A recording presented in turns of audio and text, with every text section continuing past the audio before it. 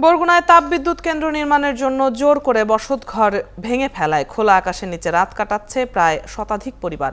ক্ষতিগ্রস্তদের পরিবারগুলোর দাবি, কোনো ক্ষতিপূরণ না দিয়েই বসতঘরগুলো ভেকু দিয়ে গুড়িয়ে দিয়েছে আইসোটেক ইলেকট্রিফিকেশন নামের একটি বেসরকারি কোম্পানি। ইমরান হোসেনের তথ্য ও ছবিতে প্রতিবেদন।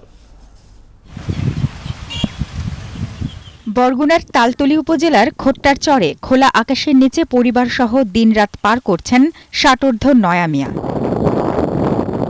৩০৭ মেগাওয়াট কয়লা ভিত্তিক তাপ বিদ্যুৎ কেন্দ্র নির্মাণের জন্য বেসরকারি প্রতিষ্ঠান আইসোটেক ভেকু দিয়ে গুড়িয়ে দিয়েছে তার বসতঘর। আমাকে নামাই দিয়েছে বেকু দিয়া, ঘর বাড়ি সব বাইক নামাই দিয়েছে।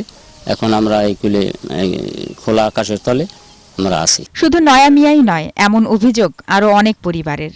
কেউ কেউ বলছেন পুনর্বাসন তো দূরের কথা, ক্ষতিপূরণের টাকাও ঠিকমতো পাননি তারা।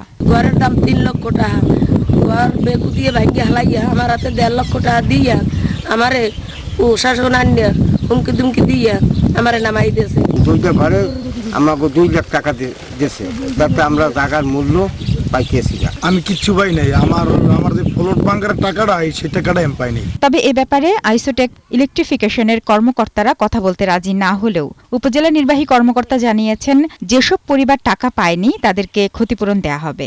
৭টা কি ৮টা কিংবা ৯টা ফ্যামিলি তারা এখনো ক্ষতিপূরণটা পায়নি। ক্ষতিপূরণটা না পাওয়ার কারণটা হচ্ছে কি, তারা ওই পাওয়ার প্ল্যান্ট থেকে যে পরিমাণ অর্থ তারা দিতে চাচ্ছে, তারা সেই পরিমাণ অর্থটা নিতে চাচ্ছে না। এখন তাদের নিজেদের একটা ইন্টারনাল বার্গেনিং এর পর্যায়ে আছে। তবে আমার ধারণা এটা সলিউশন হয়ে যাবে। নিয়ম অনুযায়ী বিদ্যুৎ কেন্দ্রের জন্য জমি নিতে হলে ক্ষতিগ্রস্তদের ক্ষতিপূরণ ও পুনর্বাসনের ব্যবস্থা নিশ্চিত করার কথা থাকলেও কোনোটাই পায়নি তারা। ক্ষতিগ্রস্ত পরিবারগুলোর সবাই জেলে পেশায় জড়িত, তাই তারা শুধু ঘর হারায়নি, হারিয়েছে তাদের আয়ের একমাত্র পথ। শারমিন স্বপ্না, ৭১।